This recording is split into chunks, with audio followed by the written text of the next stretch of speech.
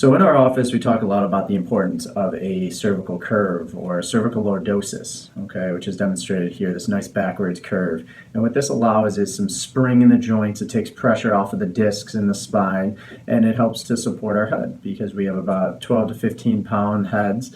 And as our head shifts forward, that becomes even more weight as that center of gravity gets pulled off. So we want to have our head back over our shoulders, create this backwards neck curve. Okay, so here's an exercise that helps encourage those biomechanics. And I'll turn to the side so you can see it a little bit better. What you're going to do is protract your neck, look up into extension, and pull straight back into retraction. Once again, that's protraction, extension, retraction. And this exercise has actually been shown on video fluoroscopy to induce that cervical lordosis. Video fluoroscopy is essentially X-ray while being recorded under video.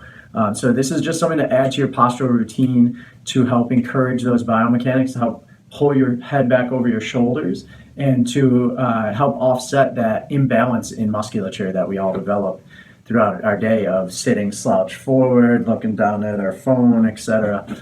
So give it a try, and if you have any questions about it, please address those with me. I'd be happy to answer them.